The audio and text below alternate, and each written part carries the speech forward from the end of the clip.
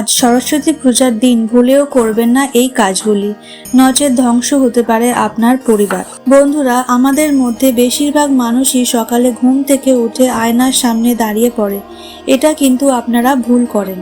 কারণ বন্ধুরা, আয়না কি করে, আমাদের বাড়ি থেকে নেগেটিভ ঊর্জা তো শোষণ করে নেয়, এবং যখন আপনি সকালবেলায় ঘুম থেকে ওঠেন আয়না তখন দেখেন, তখন সেই নেগেটিভ এনার্জিটিকে আপনার উপরে রিফ্লেক্ট করে দেয়। ফলে খুব সহজেই আপনার মেজাজ হারিয়ে যায়, আর আপনাদের কোনো কাজেই মন বসে না এবং কোনো সৌভাগ্য আপনার জীবনে আসে না। এই ভুলগুলি বন্ধুরা কখনোই ঘুম থেকে উঠে একেবারেই করবেন না। নম্বর 2, আপনারা যেটি করবেন সেটি হলো একটি ঘটে একটু জল ভরে দরজার সামনে রাখবেন, এবং এরপর সরস্বতী পূজার দিন সকালে যখন ঘুম থেকে উঠবেন আপনারা সেই জলটি নিয়ে গিয়ে আপনাদের বাড়ির সদর দরজার ভিতর থেকে দাঁড়িয়ে বাইরের দিকে মুখ করে সেই জলটিকে আপনারা ডান দিকে এবং বাঁ দিকে ফেলে দেবেন। তাহলে বন্ধুরা আপনাদের বাড়ি থেকে দুর্ভাগ্য কেটে যাবে এবং ধীরে ধীরে আপনাদের আর্থিক উন্নতি হবে। কারণ বন্ধুরা, এই ছোট্ট প্রক্রিয়াটি প্রত্যেকটাই শক্তিশালী, যে কিছু দিনের মধ্যেই এই প্রক্রিয়াটি ফলে বাড়িতে মা লক্ষ্মীর আগমন হয়। বন্ধুরা, এই সকালে উঠোনে বা ঘরের ঝাঁট দেওয়ার আগে সেই জায়গায় একটি ঘটিতে জল ভরে কিছুটা পরিমাণ হলুদ গুঁড়ো সেই জলটিতে ছিটিয়ে দিয়ে তারপর ঝাঁট দেবেন। এতে যদি বন্ধুরা কেউ আপনার বাড়িতে কোনো রকমের ক্ষতি করে থাকে তাহলে তৎক্ষণাৎ সেই ক্ষতি বা নেগেটিভ এনার্জি বাড়ি থেকে চলে যাবে।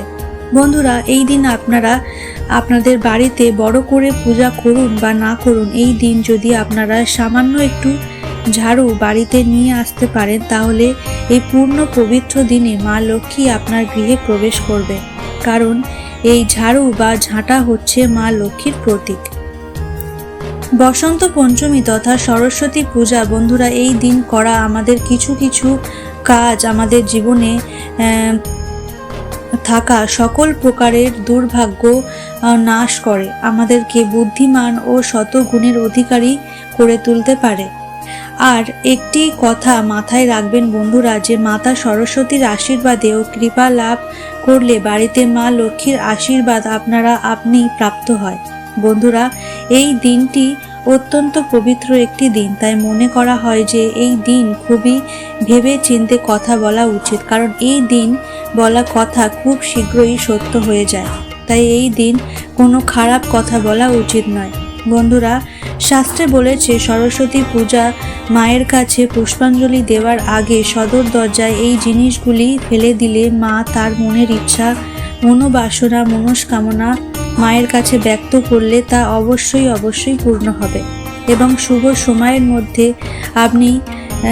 আপনি কাল যারা স্নান করবেন এবং বাড়িতে সামান্য এই জিনিসটি কিনে আনবে, তারপর যদি সরস্বতী পূজায় মায়ের কাছে পুষ্পাঞ্জলি দেওয়া যায় তাহলে সেই বাড়িতে সদা সর্বদা মা সরস্বতীর কৃপা, মা সরস্বতীর আশীর্বাদ সারা বছর বিরাজ করে। তাদের আর্থিক উন্নতি হয়, মানুষের বুদ্ধি বৃদ্ধি হয়, কাজের জায়গায় সুফল আসে, মান সম্মান এবং যশের বৃদ্ধি হয়, পরিবারে সারা বছর সুখ শান্তি সমৃদ্ধি বজায় থাকে। তাই অবশ্যই বন্ধুরা ভিডিওটি পুরো দেখতে ভুলবেন না। আপনারা যদি আগামীকাল এই বিষয়গুলি মেনে চলতে পারেন তাহলে আপনারা শতগুণের অধিকারী হবেন। তাই চলুন বন্ধুরা, এইবার আমরা জেনে নিই যে সরস্বতী পুজোর দিন সকালে ঘুম থেকে উঠে সদর দরজায় কি ঢালবেন এবং ঘুম থেকে ওঠার সঙ্গে সঙ্গে আপনারা কোন মন্ত্র জপ করবেন এবং কখন স্নান করে পুষ্পাঞ্জলি দেবেন, এই সমস্ত কিছু বিষয় নিয়ে আলোচনা করব। তাই অতি অবশ্যই বন্ধুরা ভিডিওটি সম্পূর্ণ দেখতে হবে। তাহলে চলুন বন্ধুরা, এইবার সবার আগে আমরা জেনে নিই যে এই দিন আমরা কোন কাজগুলি করব না। বন্ধুরা, আপনারা এই দিনে সকাল সকাল ওঠার চেষ্টা করবেন এবং সকালে ঘুম থেকে উঠেই আপনারা ভগবানের নাম কীর্তন অবশ্যই করবেন। নাম্বার 2, বন্ধুরা, এই দিন আপনারা ঘুম থেকে উঠেই কিন্তু কখনো পরনিন্দা, ঝগড়া বা ঝামেলা, অশান্তি এইগুলো করবেন না। কারণ বন্ধুরা, বাড়ির মধ্যে এই দিন এই কাজগুলো করলে মা লক্ষ্মী গৃহ ত্যাগ করবেন, যার ফলে আপনারা কখনোই কিন্তু আপনাদের বাড়িতে সুখ, শান্তি, আর্থিক উন্নতি এইগুলি দেখতে পাবেন না। আর এই দিনে আপনারা কিন্তু চুল, দাড়ি, নখ এইগুলো একেবারেই কাটবেন না। তার সাথে সাথে জঙ্গল পরিষ্কার, গাছপালা কাটা, এরম ধরনের কাজগুলো ভুলেও করতে যাবেন না বন্ধুরা।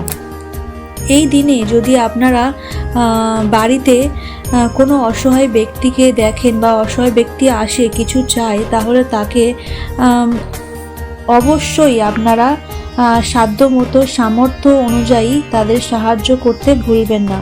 আর এই দিন যদি আপনারা কিছু দান করতে পারেন, তাহলে বন্ধুরা এতে আপনাদের দুর্ভাগ্যের বহু গুণ কেটে যাবে। নাম্বার 4, বন্ধুরা এই দিনে আপনারা ভুলেও কিন্তু কারোর সাথে কারোর মনের আঘাত দেবেন না।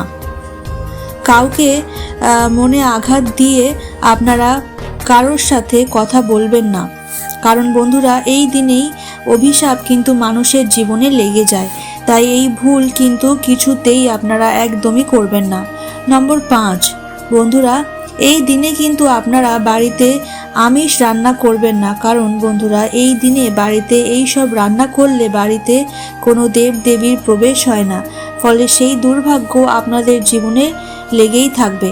তাই বন্ধুরা এই দিনে আপনারা না তো আমিষ খাবেন, না তো নেশা ভান করবেন, না তো আপনাদের এই দিনে সঙ্গম করবেন।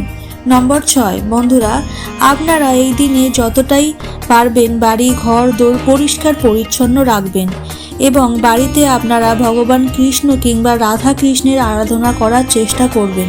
তাই এই দিন আপনারা গুড় বা ডালের নৈবেদ্য যদি ভগবানকে সেই দিন নিবেদন করতে পারেন বা ক্ষীর রান্না করে দিতে পারেন, আপনারা সেই দিন ভগবানকে দিতে পারেন, তাহলে খুবই ভালো হয়। এবং যদি না পারেন তাহলে অবশ্যই এই দিনে আপনারা সন্ধ্যাবেলায় সামান্য কুল বা বাতাসা যদি আপনারা ভগবানকে প্রসাদ রূপে আপনারা যদি অর্পণ করেন এবং সেই প্রসাদ আপনারা পুজোর পর যদি খান এবং ভগবানকে নিজের মনের বাসনা, নিজের দুঃখ কষ্টের কথা বলেন, তাহলে অবশ্যই বন্ধুরা আপনাদের জীবনে ভগবানের কৃপা পড়ে যাবে।